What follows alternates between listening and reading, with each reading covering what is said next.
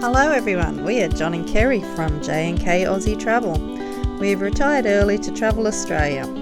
Join us each week on our adventures to see what we get up to. We've just arrived at Hervey Bay. Check out this beach. Gorgeous. There's one long esplanade along here. You drive along.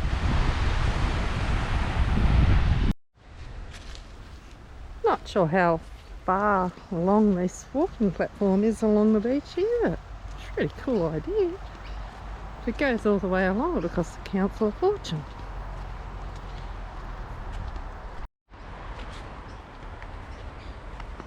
Sitting area down there.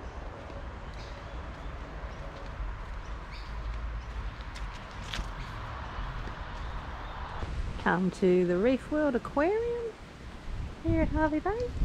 Have a little look.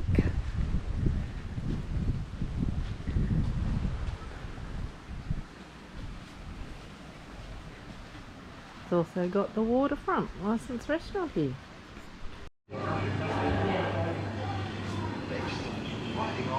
Hi guys.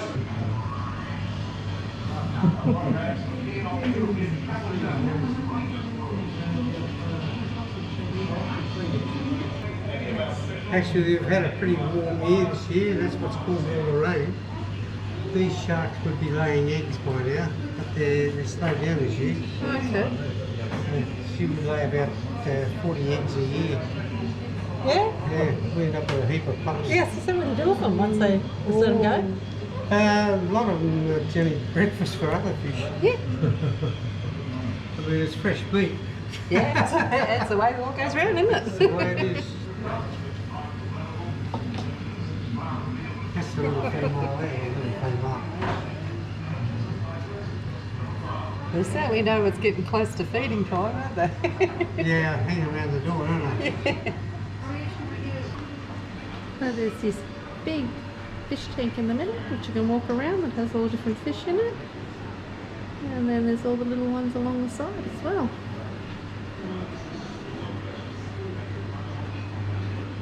There's all your coral. Crustaceans here of crabs and things. And stonefish. Oh, he's swimming, he's actually moving.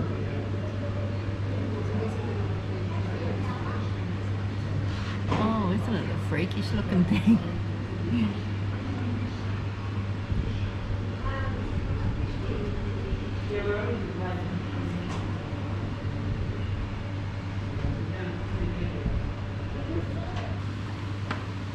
Teeth on this one.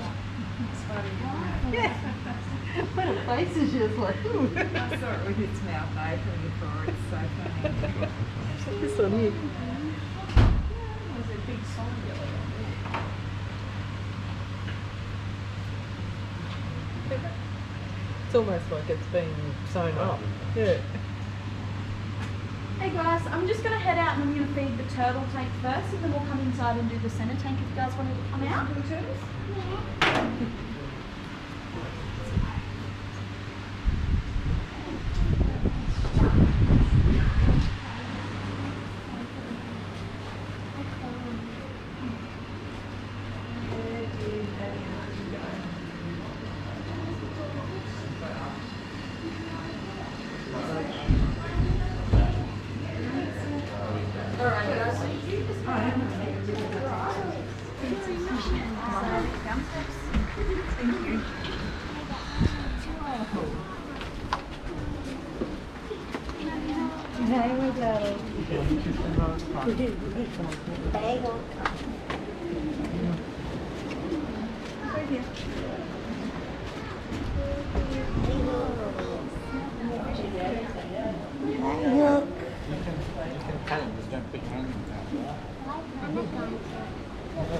Hello.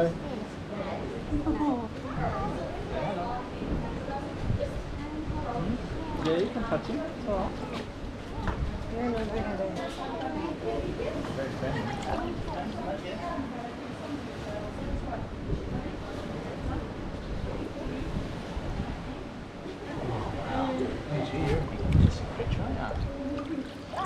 Food. See the flippers? See the flippers are a bit softer? I mean,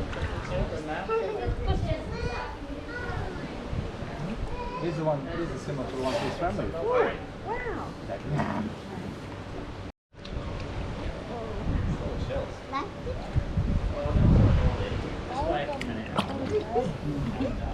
You can put the rest of the food in. Yeah, that's alright. They're not going to jump up. Keep flicking it in. Sorry, quick up. We're out of here. It's like, do you have any food? Don't put your fingers in.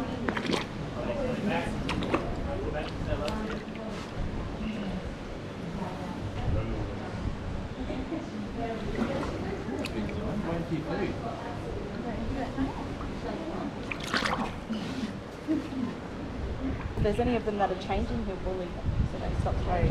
Yeah. Okay. So they're same with your coral reefs. They have territories. Only one male has a territory. So he's got about 7 or 8 females in here. Okay. And he just stops and changes. Pretty much, yeah. He just patrols the tank. If he does see any changing, then we'll see bite marks on them, and that's his way of telling them to stop. And he's got a big female at the same time. This is the turtle in one of the fish feeding tanks. It's pretty cool. You can touch them. They're not scared. He's massive, that one.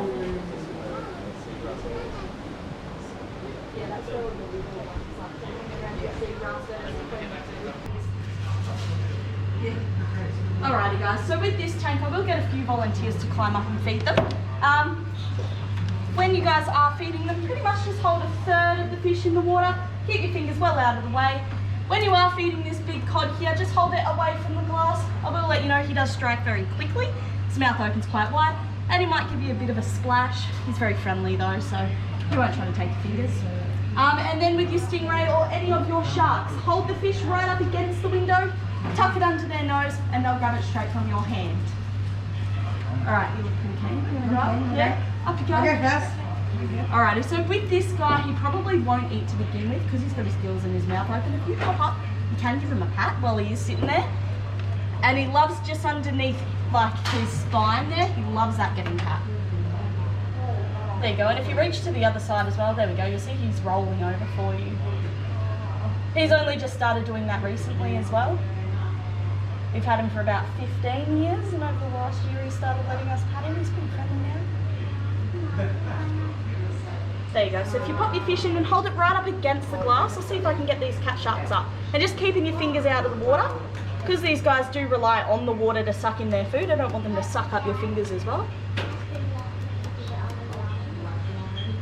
And it takes them a minute to work their way up. So these guys are bottom dwellers, so they think they're swimming at the bottom of the water at the moment. Whoa! There we go, spot on.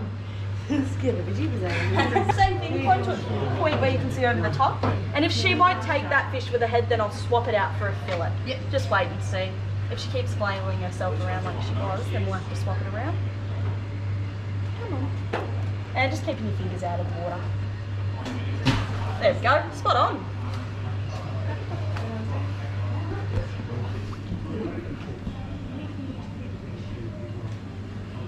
They do look bigger from up there, don't they? Yes, he will. He doesn't like the sharks, so he likes to come up last when the sharks are all finished. Because the sharks just grab onto anything that touches their mouth, so they think that the fins are food. Would you like to climb up, darling? Climb up. Yeah, that's okay. That's perfectly fine. As long as he's not afraid of this big cock. If I can get anything else to eat. I want to see the big grouper eat. There we go, so holding it in the water, obviously keeping the fingers out, and if he does want it, he should open his mouth. There he goes.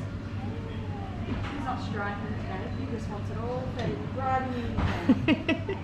You know what? He's just going to let it sink on in. That's Adam. Adam's been here for about 25 years. He loves to get the fish into routines, like shoving your fingers right in his mouth. And you can give him pats as long as it's sharp. As long as the shark's not close. To give me a pat. The sharks are pretty good in the sense of biting people. It's just they like to bite the fish because they don't have good eyesight. Yeah. So every time something touches their mouth, they go, ooh, that must be dinner. Let's see. Did he spit it out? That GoPro would be I know, it's good view. still, well, he's still got some in his mouth. To see that view. I don't remember. No! The shark put him off. He doesn't like the sharks. You asshole shark. Every mouth. How many tangs are in there? He had a wide open. Well, this has been really good. Everybody gets a go at feeding the turtles, and everybody gets a go at feeding the fish, the gropers and the sharks, whatever you want. So it's $22 per adult. I'm not sure what it is for kids. Look at all this. So cool.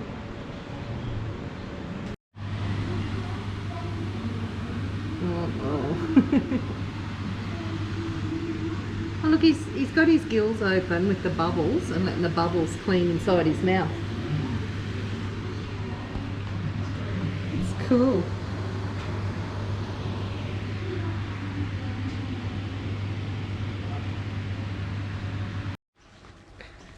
We're heading over to Fraser Island with these guys at Kingfisher Bay. We're doing a 2-day tour. We're staying overnight there.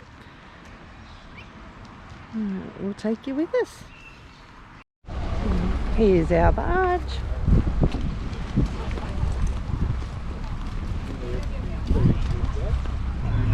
I assume this is where you take your vehicle over if you want to take it over to explore.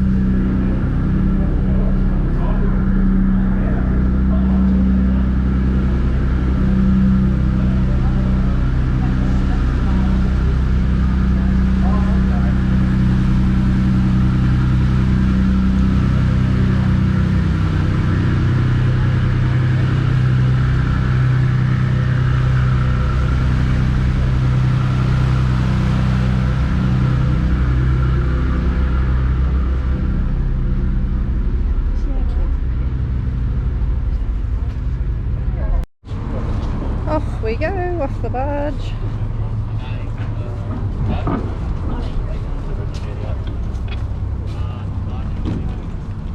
Okay.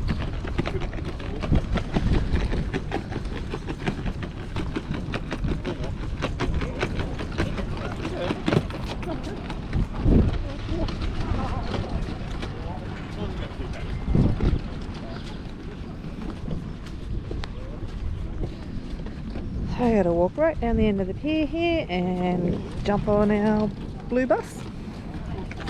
Start our 2-day tour. There's our big blue bus, big 4-wheel drive bus.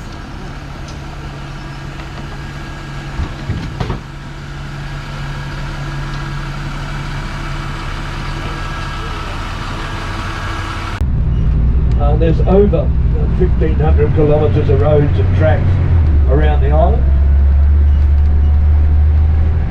They tell us the year before COVID, close to 500,000 visitors came to our island, and with them came 95,000 four-wheel drive vehicles. So visitor numbers pre-COVID absolutely astonishing. First stop is Lake Mackenzie. You got toilets and change rooms there if you need to get changed. Picnic area there, and follow this track down to the lake.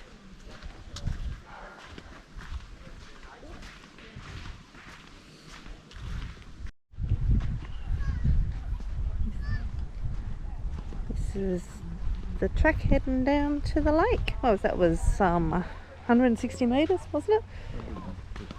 Yeah, 160 metre walk from the bus to the lake.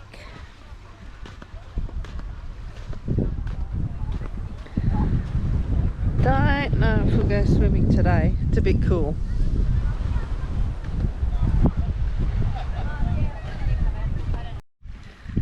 The sand here is great for exfoliating, they say, and cleaning your jewellery. Well, you rub your rings and your gold or silver in it and brings it up sparkly clean.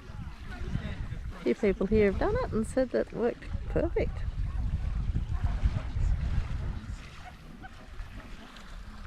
If it wasn't so cold, I'd probably try a bit of sand and get in and wash it off, but it's too chilly today. Not many people are in, get their toes in and then come back out. This is a map of the lake there. You got your car park, bus park where we're parked, and picnic areas. You're not allowed to take food or drink, except water, down to the lake, and you have to, the dingoes have gotten so bad, you have to prepare the food in the fenced picnic areas only. Must be starting to really become a problem. Well, we're heading back up to the bus now. Move on to the next spot. And that's a dingo proof picnic area there, all fenced off. That's the dingo proof picnic area in there.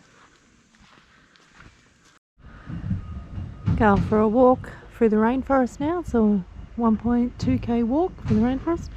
Got all the staghorns all the way up these trees. Everywhere. Amazing. Yeah, just waiting for everyone to get off the bus and we'll go for a walk. Righto guys and ladies and gentlemen, welcome to K'gari, Fraser Island, and of course Central Station where we are here now.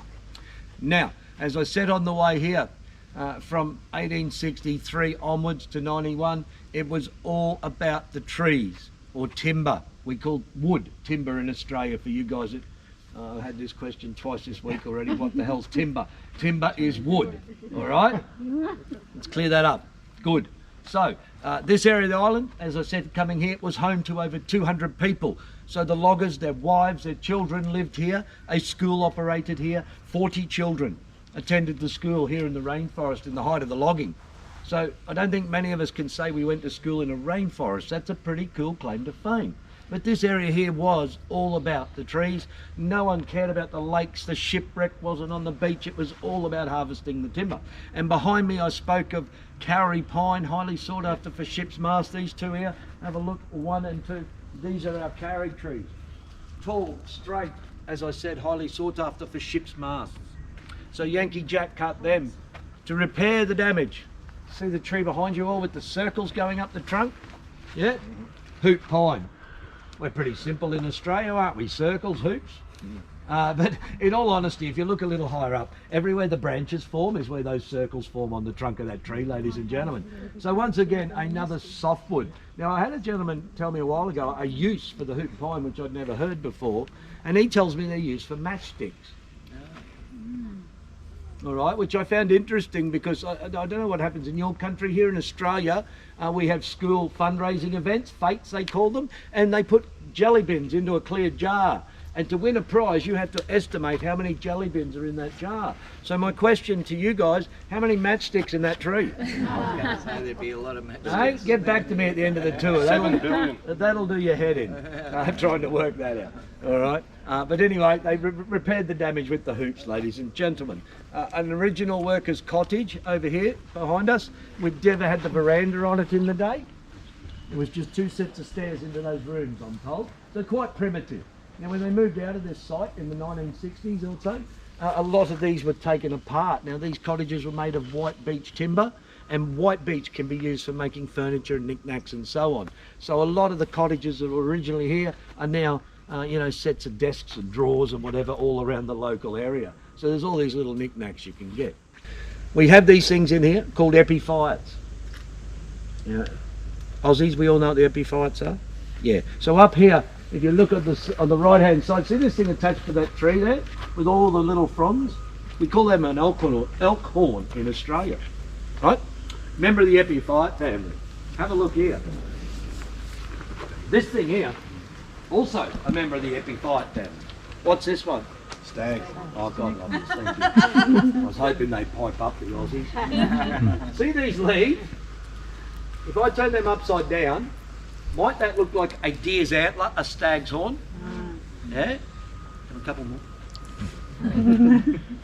Now guys, the reason I count dollar bills, these things are simply a bird will eat the seed, it will peck at the tree, right? The seed will get lodged into the bark, the seed germinates. Very, very slow growing, all right? But whatever leaf foliage falls in there, a little bit of rainwater, that's all they need to survive. They're not invasive, they don't harm the tree. I count dollar bills because conservatively, and I'm being very conservative, back in Australia on the Big Island, something like that in a plant nursery could easily be $1,000 Australian dollars. And I'm being quite conservative, I believe. I have had people on tour tell me 5,000, give or take. I've got too many on my place as it is. I'll start selling them up, lady. You'll be good. So yeah, so you know, you've got these here, our epiphytes, and I mean, look at this Benjamin fig tree. I don't know what's so special about this tree down the bottom here. Look at them just ripping off this one down the bottom. Amazing, mate. They found a home there. Behind you guys here, this side card here, that's probably $150 in Bunnings every day of the week. I shouldn't reference Bunnings once again. I'm being very conservative on these pricings. These fishtail ferns, these ones, once again, expensive plants. All right, so what I'm trying to say is this nutrient-rich area, no one's propagating these, no one's fertilising, no one's watering. They're just doing what they do naturally in this nutrient-rich dune sequence. So the more you look, the more dollars around, just laying around the forest floor.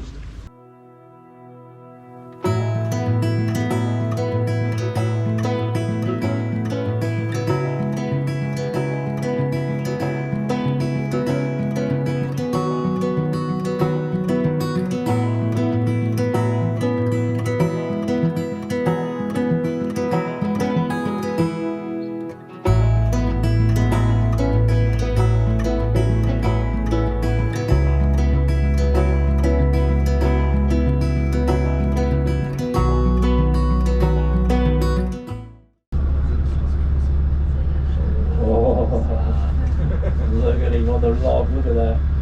Yeah, I'm looking at you, fella. Are they all tagged on the island? Most of them are tagged, yeah, they've all got some dingo bling.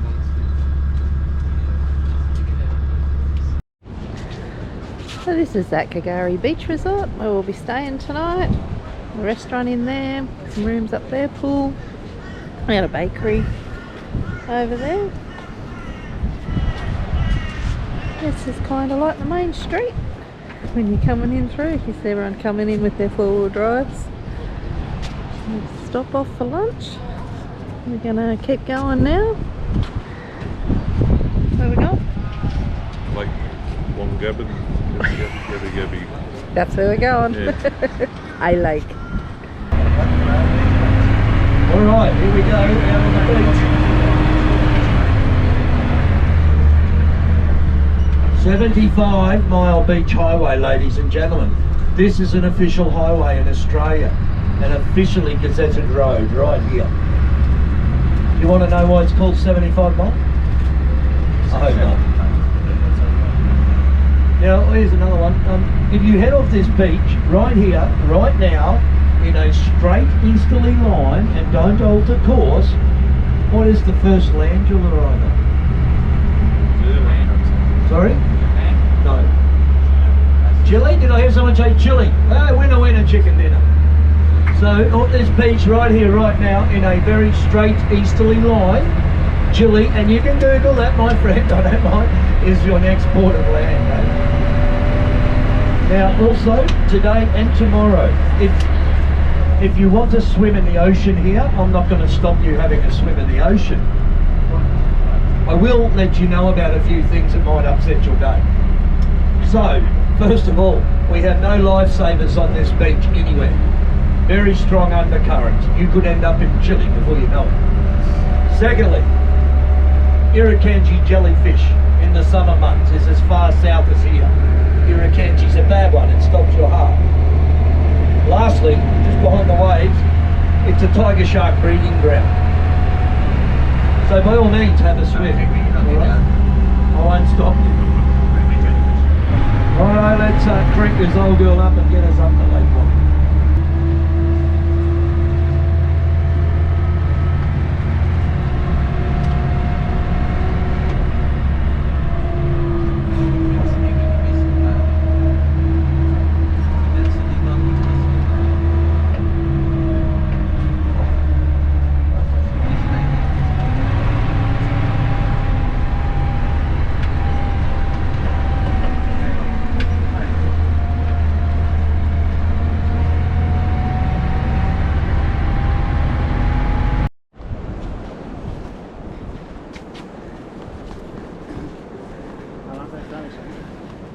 We're on a 2.3k walk into this lake.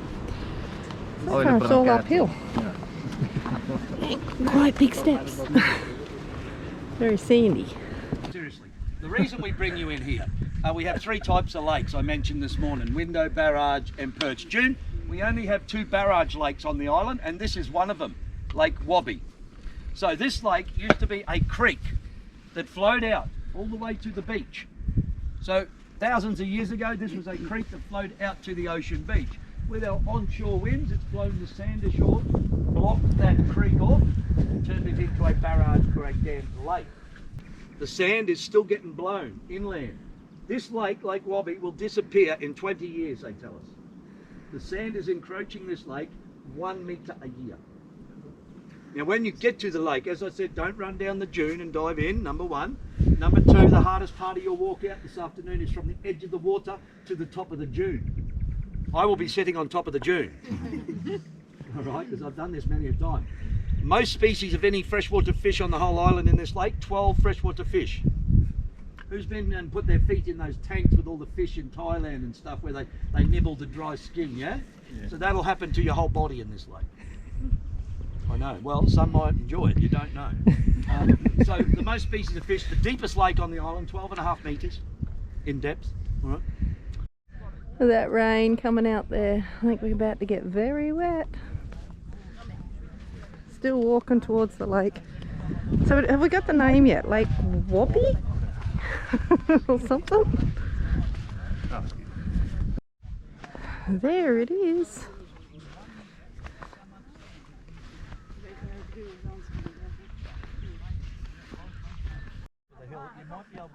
The sand dunes go straight down. Those people are walking down and still not in the water and can't see them. So you can drive in the other side. It's very steep. Essentially you can walk down the hill and come out over here. So that's where those guys have come from. And now they're going to walk up the hill. It's about, I think it's about 1.6 k's, but you've got that straight uphill to go back. You know what I mean? So Not really, no, if you've seen a giant rally. There's fish down there in the water. They can't get back. They say it's got the little fish in it that'll chew the dead skin off you if you go in there too, swimming. The sand dunes really are massive here on Fraser Island. And the skies have opened up and we're getting wet.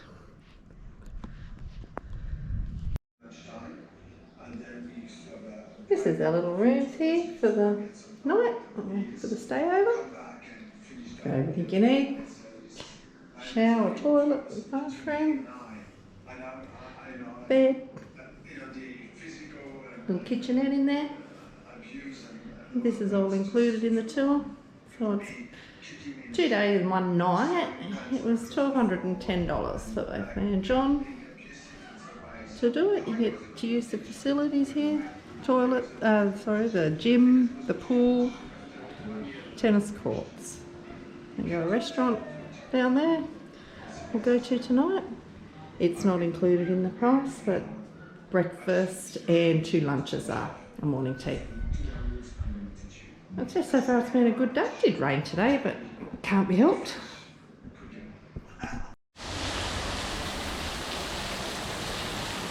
Not looking too good for exploring Fraser Island today.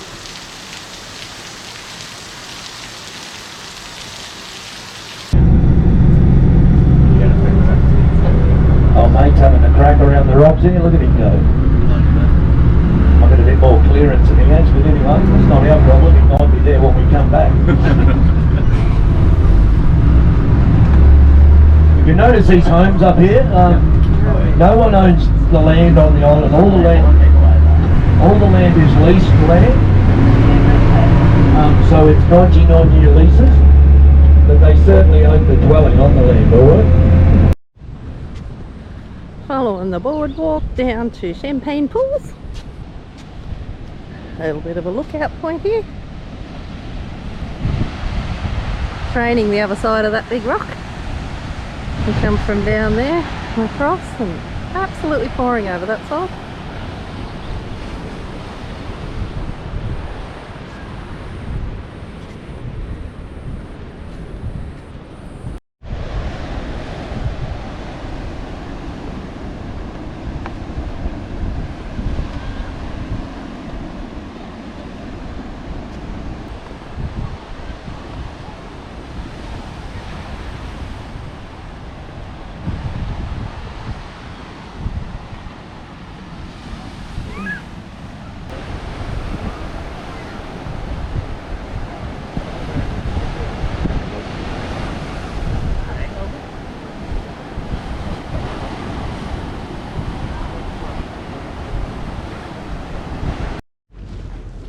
This is Cathedral Beach. You can come and stay here.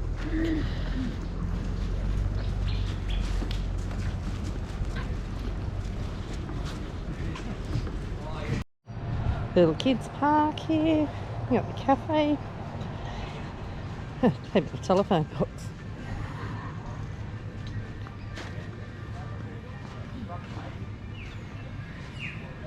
Telephone booth there. Little cafe, and you can get fuel here too. I'm going to have a look how much it was. John did tell me, but I'm going to have a look. Be a bit, I think.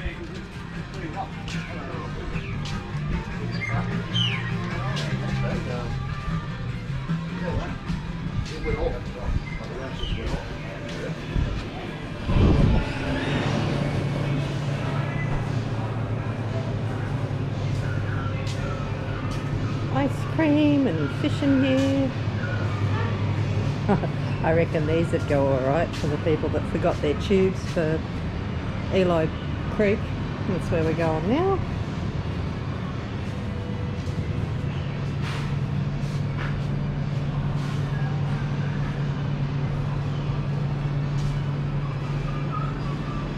A few tools and a bit of oil. Milk, bread and a cafe.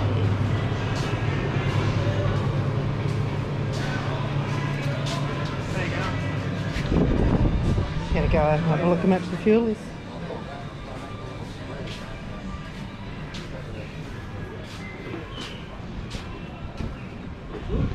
And a bar. Nice. Diesel's $3.20 and so's unleaded. They're both $3.20 a litre.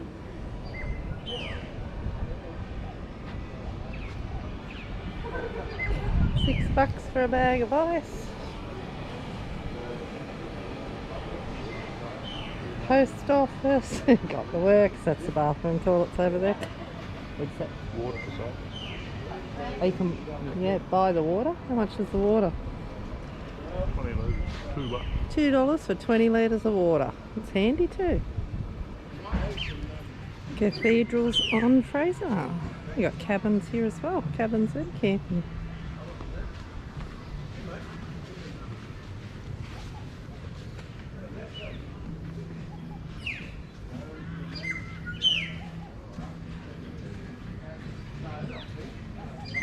Yeah, we've got shop hours, 8 in the morning to 6 at night. Kitchen.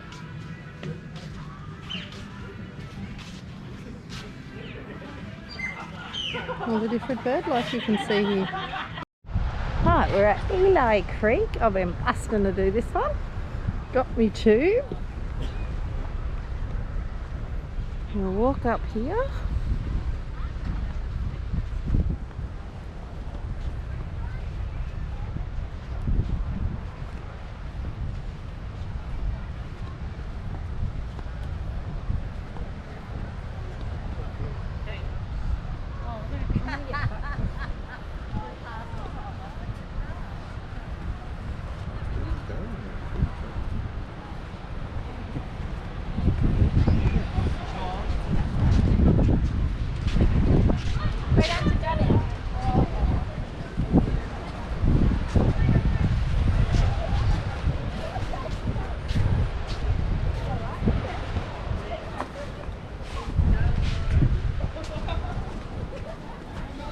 It's not even a very hot day and it's absolutely packed here.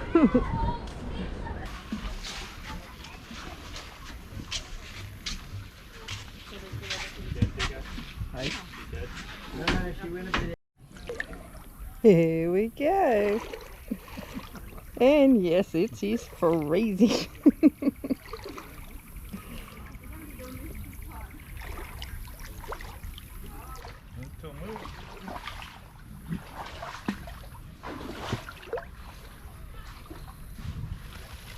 Oh, that's not very nice at all.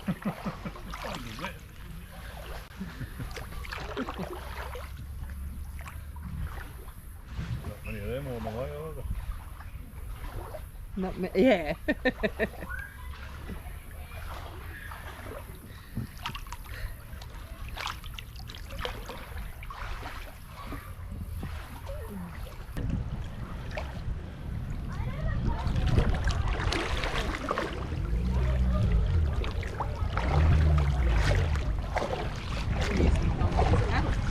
You can. I'll get the picture up front.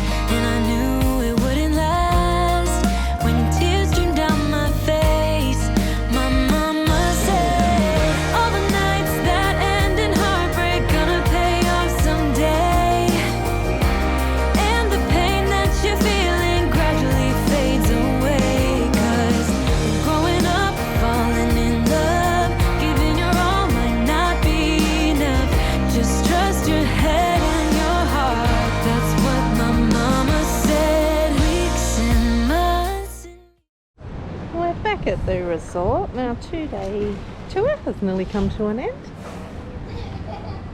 This has been the best way to have a little bit of a look around K'gari Island, Fraser Island. There's still heaps more to see, but we got to see a fair bit of it. And it's a good way to do it when you're not real confident or you don't want to drive yourself. Good way to see it first before you attempt bringing your own vehicle over. And yeah, we'd definitely come back again another time when the weather's a little bit kinder. We were lucky we were able to do most of the things that we had planned to do on the tour. But if it was a little bit warm, we could spend a lot more time in the water doing things.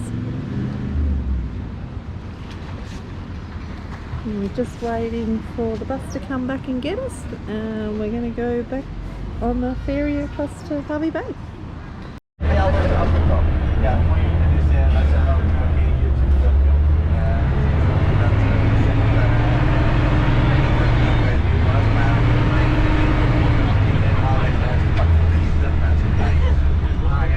we going, co-pilot? Yeah, good. Yeah. No stress, it's all good. Like your work. Don't like how close we are to the edge, but it's all good. Close to the edge. Do you want to get closer? No. I can. No. Okay, we won't. Have a look at some of these slits and tracks. How good are they? Brilliant. This is Fraser Island after rain. This is more Fraser Island than we like. Well, somewhat.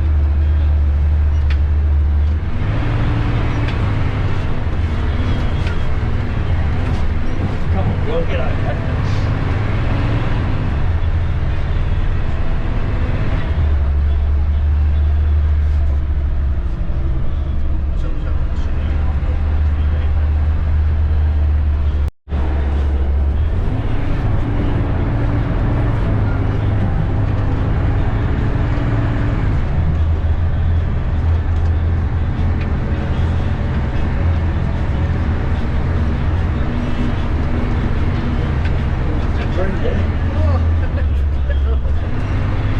Well done.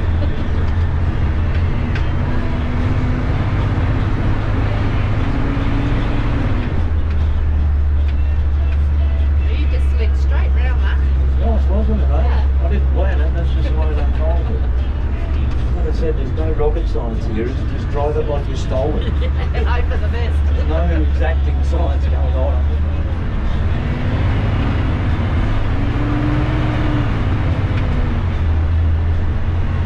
Is that you, Team Kiwi, doing all the singing back there right now? Oh, go your hardest, girl. You're having a good time. I don't make it stop, you know.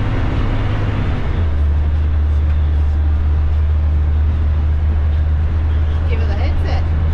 Give her the headset. Give her the Look at the karaoke getting on here, right? Disco lights going. No?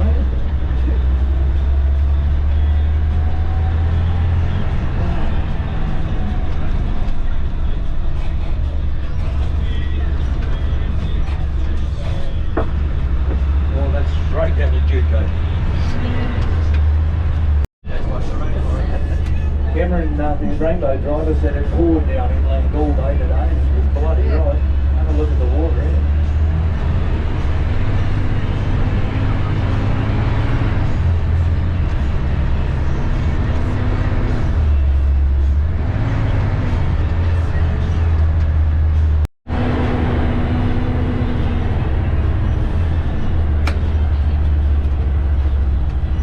Yeah, water's still running in here. Well, I got some rain here today. And we got another, well, we in on the beach. How good was that? We got one shower. You can still do everything. Yeah. We had the wind today.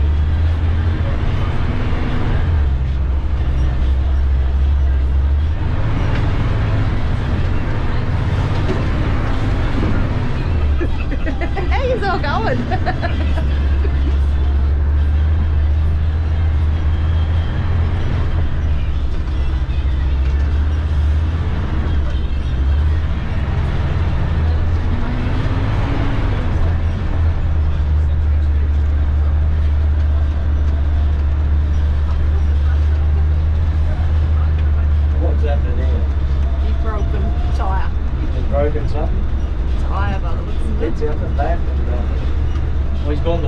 pretty tragic, whatever it is it's for.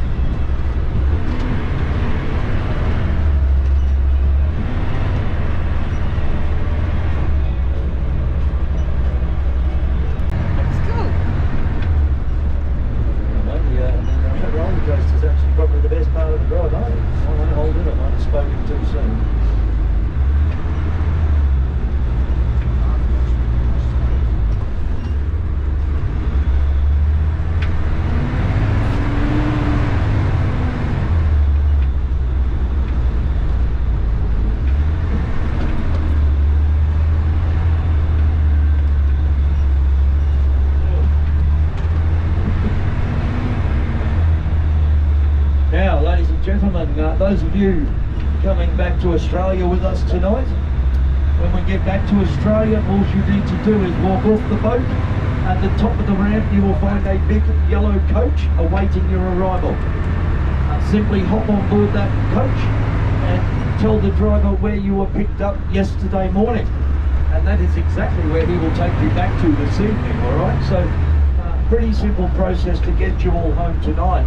Hop on the yellow coach, tell the driver, and away you go, and hopefully he should get you back to your accommodation swiftly tonight. So we like to think that is pretty simple.